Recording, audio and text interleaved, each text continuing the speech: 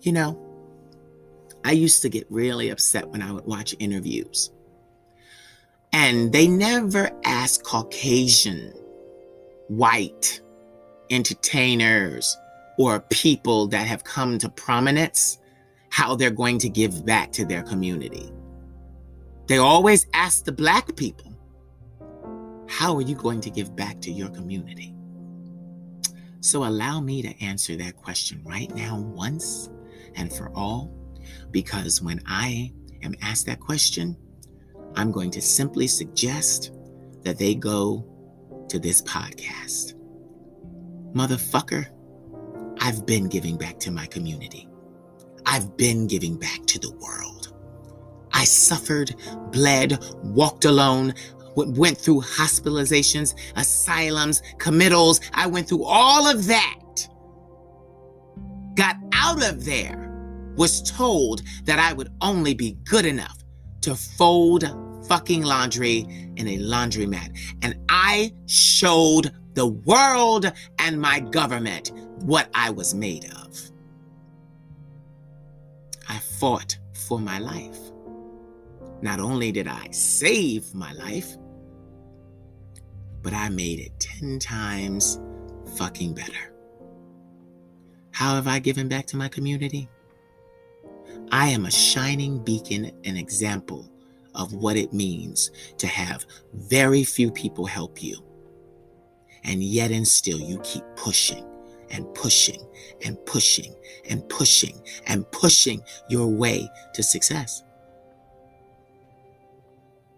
But you see, I'm sick of this consumer mentality. A consumer's mentality and the mentality of an entrepreneur, I always tell you, are totally different.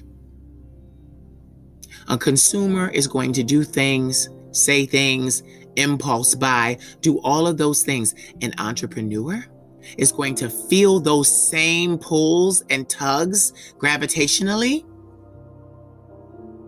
and is going to refrain because of discipline. Because of discipline. See, I have discipline. So I'm not going to fucking curse you guys out for asking me to co-sign on a car. And there's been some other outlandish things that have been asked of me. Been asked to pay rent. I've been asked to pay bills. I've been asked to do all of that. Buy clothes, buy food, all kinds of stuff. Listen.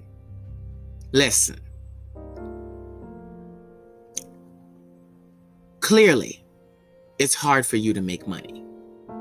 Hell, it's hard for all of us to make money. And you spend your money the way that you fucking want to. You spend your money on the things that you want to do and want to have. So how dare you attempt to tell me how I have to spend my money? Bitch, are you insane? Have you lost your fucking mind? You don't get to dictate to me what I do with my money. No one does. No one. Because it's my fucking money. And this is the thing. People are like, oh, she's all about money. He's all about money.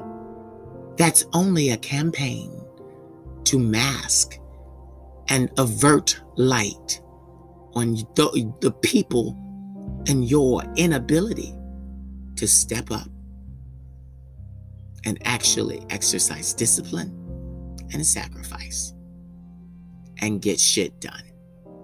You see, wealthy people get shit done. They get shit done.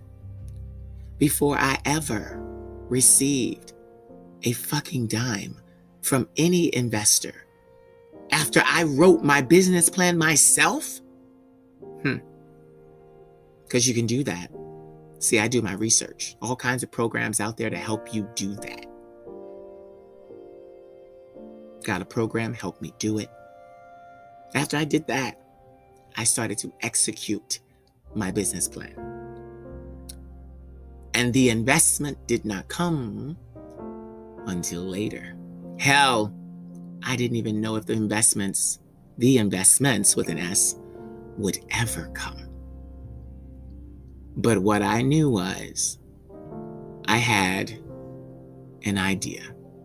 See, and the reason why I say idea is because I want you to understand that at some point in your development, your dream needs to become an idea, and your idea needs to become an action, and your action needs to become employment. If you don't understand that, you're just showing off. You're just doing shit for likes.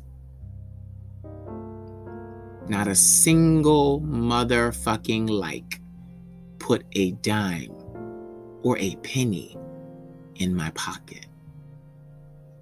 But people actually out here think that they are something because they have large platforms. And let me tell you something. To a degree, they are. Because it's called cachet. They can use their fame and notoriety to parlay it into a business venture, but take it from an entrepreneur that knows you can have 2 million followers and be dead broke. I've heard people say it. 2 million plus followers and not make more than $50,000 a year. Yeah, and I'm being generous by saying $50,000. Because when I started, I wasn't making anything. I was on welfare, collecting food stamps and medical, seeing my therapist because of welfare. Yeah. So I started from the very bottom, and I'm not ashamed of having been on welfare. Because see, I wasn't on welfare because I had 15,000 children that I couldn't take care of. I was on welfare because I was medically withdrawn from school and clinically had a diagnosis of behavioral and mental health disorders and disabilities. More than one. Need I say, bipolar disorder type 1, acute anxiety disorder, post-traumatic stress disorder, manic episodes. Yeah, let's talk about those. I deserved the little bit of help that I got from welfare. I deserved it. I deserved it. I didn't lay down, have some kids. I've spoken to some people and I say, baby, what are you going to do with your life? Oh, I'll just have a baby and get on welfare. I've had people say that to me. Welfare is for people like me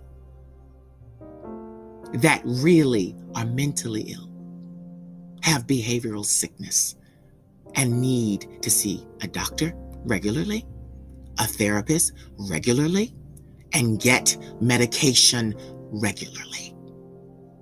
So now that I have a business, don't you fucking ask me for a thing, because I earned every single penny that I have.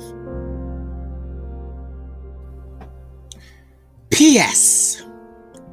If you are dumb enough to ask a total stranger to co-sign for your car, then you are dumb enough to get fucked in the ass by said stranger for a year. See, I would talk about more of that, but I don't want to offend anyone because there's too many tricks and hoes doing that. So I'm out.